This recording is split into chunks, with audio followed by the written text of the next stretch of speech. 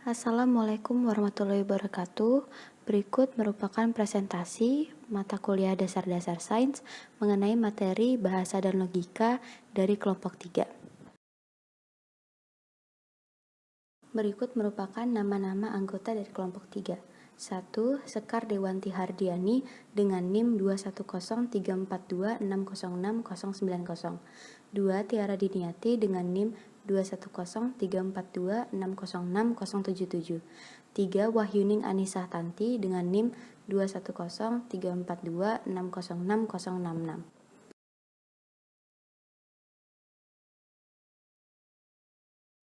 Berikut merupakan materi yang akan berada di dalam presentasi hari ini.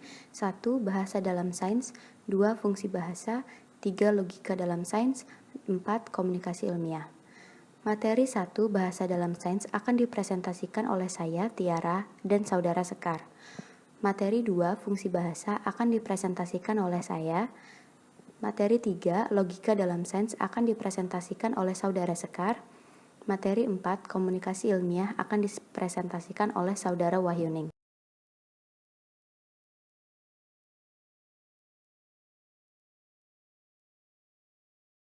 Semua penduduk bumi pastinya menggunakan bahasa untuk berkomunikasi. Bahasa merupakan suatu sistem yang terdiri dari lambang-lambang, kata-kata, dan kalimat-kalimat yang akan disusun menurut aturan tertentu dan digunakan sekelompok orang untuk berkomunikasi. Dilihat dari segi fungsinya, bahasa memiliki dua fungsi umum, yaitu sebagai alat untuk menyatakan ide, pikiran, gagasan, dan sebagai alat untuk melakukan komunikasi dalam berinteraksi dengan orang lain. Untuk penjelasan selanjutnya akan dipresentasikan oleh Saudara Sekar. Faktor yang menentukan kecepatan dan perkembangan sains adalah sarana berpikir ilmiah. Sarana berpikir ilmiah mencakup bahasa dan logika.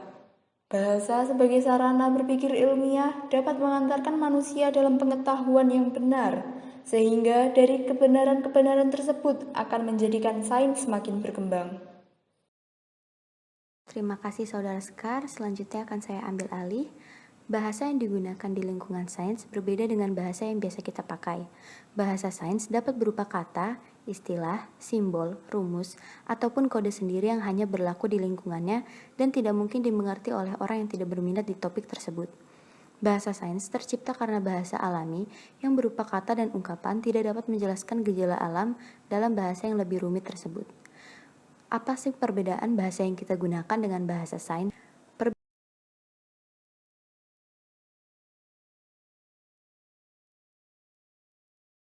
Perbedaan bahasa yang biasa kita gunakan dengan bahasa ilmiah atau sains adalah A. Bahasa ilmiah cenderung tidak spontan dan bersifat diskursif, dalam arti logis atau mempunyai makna luas, sedangkan bahasa alami cenderung bersifat intuitif. B. Bahasa ilmiah memiliki terminologi tertentu yang belum tentu sama dengan bahasa alami yang digunakan sehari-hari. C. Walaupun keduanya sama-sama untuk komunikasi, namun proses komunikasi bahasa ilmiah lebih jelas dan objektif. D. Bahasa ilmiah menjelaskan fakta dan analisis, sedangkan bahasa alami digunakan untuk menjelaskan hal-hal umum.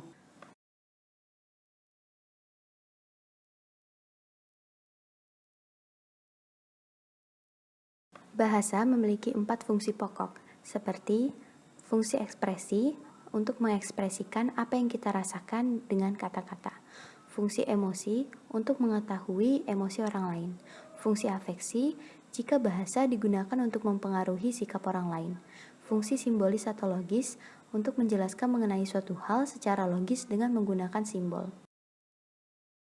Assalamualaikum warahmatullahi wabarakatuh. Izinkan saya di sini untuk menerangkan tentang logika dalam sains. Logika berasal dari kata Yunani kuno logos yang berarti hasil pertimbangan akal pikiran yang diutarakan lewat kata dan dinyatakan dalam bahasa. Kata logis yang dipergunakan tersebut bisa diartikan dengan masuk akal. Menurut Aristoteles, logika adalah ilmu untuk membuat penyimpulan yang tepat. Menurutnya, logika adalah hal yang penting bagi segala jenis pengetahuan. Logika adalah salah satu cabang filsafat. Sebagai ilmu, logika mempelajari kecakapan untuk berpikir secara lurus, tepat, dan teratur. Ilmu di sini mengacu pada kemampuan rasional untuk menalar dan mewujudkan pengetahuan ke dalam. Penalaran adalah suatu bentuk pemikiran. Pemikiran memerlukan konsep, pernyataan, dan rasio. Pernyataan dibuat untuk merangkai pengertian-pengertian, karena pengertian tidak dapat berdiri sendiri. Dari beberapa proposisi lahir penalaran. Dalam proses penalaran terjadi proses pengambilan kesimpulan, sehingga menjadi proposisi baru. Proposisi yang menjadi dasar penalaran disebut premis. Adapun proposisi yang menjadi kesimpulan disebut konklusi. Dasar penalaran ilmiah ada dua, yaitu deduktif dan penalaran induktif. Dalam penalaran deduktif, kita menarik kesimpulan dari hal-hal yang bersifat umum ke dalam hal-hal yang bersifat khusus. Sedangkan, dalam penalaran induktif, kita menarik kesimpulan dari kasus-kasus khusus menjadi kesimpulan umum. Logika deduksi sama halnya dengan silogisme, sedangkan logika induksi sering berdasarkan hubungan sebab akibat.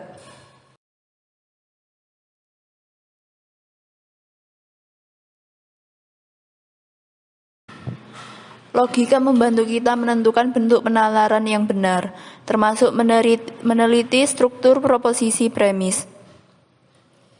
Hubungan kebenaran antara premis dan konklusi dapat dirumuskan sebagai berikut. 1.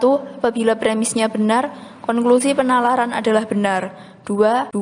Apabila konklusi penalaran salah, premisnya juga salah. 3. Apabila premisnya salah, konklusi penalaran dapat benar dapat salah. 4. Apabila konklusinya benar, premis penalaran dapat benar dapat salah. Ciri penalaran induktif adalah jika premis benar, kesimpulan mungkin benar, tetapi tak pasti benar. Sedangkan ciri penalaran induktif adalah jika semua premis benar, maka kesimpulan pasti benar. Contoh penalaran deduktif. Setiap mamalia menyusui anaknya. Kucing menyusui anaknya. Kesimpulan, kucing termasuk hewan mamalia. Contoh penalaran induktif. Di Jawa tidak pernah turun salju, di Kalimantan tidak pernah turun salju, di Sumatera pun tidak pernah turun salju. Kesimpulan, di Indonesia tidak pernah turun salju. Sistem logika dibedakan menjadi 1. Logika kelas, dan 2. Logika proporsional. Logika proporsional berkembang dalam sains jauh melampaui logika tradisional yang berdasarkan pada kelas atau kategori. Dalam logika proporsional, penalaran diubah ke dalam bentuk simbol.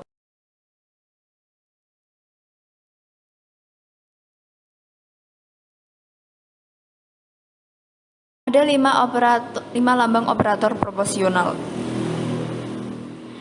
1. Lambang negasi, yang dalam bahasa berbunyi tidak atau bukan, dan lain sebagainya. 2. Lambang konjungsi, yang dalam bahasa berbunyi dan, tetapi, meskipun, dan sebagainya. 3. Lambang disjungsi, yang dalam bahasa berbunyi atau.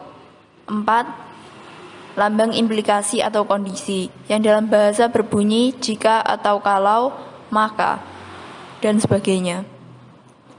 5. Lambang bi-implikasi atau bi-kondisi, yang dalam bahasa disebut jika atau kalau dan hanya atau jika atau kalau.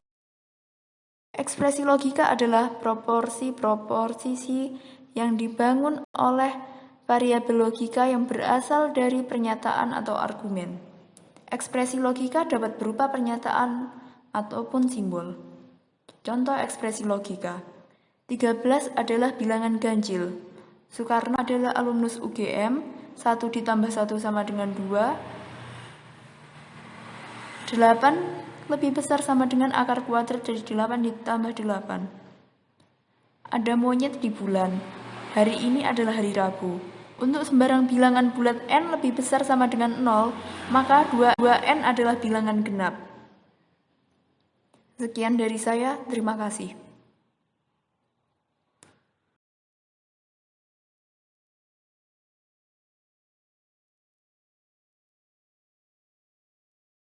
Komunikasi ilmiah. Komunikasi menurut asal katanya berasal dari bahasa Latin communis, yaitu memiliki makna berbagi atau menjadi milik bersama. Komunikasi ilmiah merupakan komunikasi yang sama yang dilakukan antara satu individu dengan individu lain. Adapun macam-macam definisi komunikasi ilmiah yaitu menurut A. Mikhailov, A. I. Cherny, dan L. S. Glavarsky, komunikasi ilmiah adalah kombinasi presentasi, penyampaian, dan penerimaan dari informasi ilmiah dalam masyarakat ilmiah. Menurut Kamus Istilah Perpustakaan, komunikasi ilmiah adalah komunikasi yang dilakukan antara ilmuwan. Adapun proses dari komunikasi ilmiah yaitu komunikasi yang dilakukan secara langsung, mengunjungi kolega di laboratorium, presentasi secara langsung, pertukaran surat, preprints dan terbitan off-prints, lalu persiapan dari hasil dan perkembangan penelitian untuk publikasi, proses pemeriksaan dan tipografi, penyebaran publikasi ilmiah, aktivitas bibliografi dan pekerjaan manuskrip, lalu aktivitas informasi ilmiah, yaitu untuk mengetahui penelitian apa yang sedang mereka kerjakan, mengevaluasi, menyebarkan, dan memanfaatkan kapasitas sebagai seorang peneliti untuk mengembangkan pengetahuan ilmiah. Komunikasi ilmiah dibedakan menjadi dua menurut cara penyampaiannya, yaitu komunikasi ilmiah formal dan komunikasi ilmiah informal.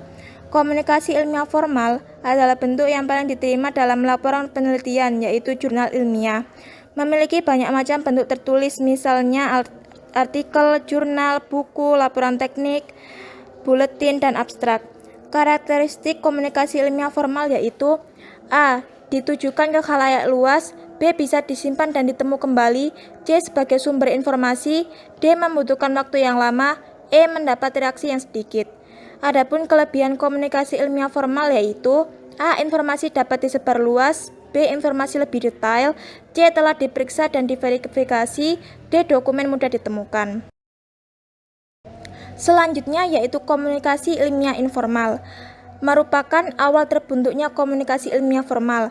Karakteristiknya yaitu A. Bukan ditujukan ke khalayak luas, B. Informasi tidak bisa disimpan dan ditemu kembali, C. Lebih baru dan juga up to date, D. Mendapat reaksi yang banyak. Kelebihan komunikasi ilmiah informal yaitu A. Suasana yang dirasakan secara langsung berbeda, B. Memahami seluk-beluk penelitian dengan detail, C. Perpaduan dari informasi yang penting untuk membentuk ide baru akan lebih aktif, D. Biasanya disiplin yang bersifat aplikatif. Adapun faktor pendukung dari komunikasi ilmiah, yang pertama yaitu kedekatan geografis. Kedua orang yang berdekatan dan memiliki hubungan baik berpeluang memiliki komunikasi yang tinggi. Yang kedua yaitu kemiripan. Kemiripan membuat orang merasa nyaman yang akhirnya mendukung terjadinya suatu komunikasi. Yang ketiga yaitu situasi. Rasa suka timbal balik muncul yang akhirnya nanti bisa terjalinnya komunikasi. Adapun faktor penghambat komunikasi ilmiah yaitu yang pertama gangguan teknis, yaitu alat yang digunakan untuk berkomunikasi mengalami gangguan. Yang kedua, gangguan sematik atau psikologis, yaitu gangguan dalam penggunaan bahasa. Yang ketiga, rintangan fisik, yaitu akibat kondisi geografis. Yang selanjutnya yaitu rintangan status, akibat kondisi status sosial. Dan yang terakhir adalah rintangan kerangka berpikir, yaitu akibat kondisi perbedaan persepsi komunikasi. Sekian presentasi dari kelompok kami. Jika ada pertanyaan, mohon untuk ditanyakan di dalam grup diskusi atau komen YouTube kami.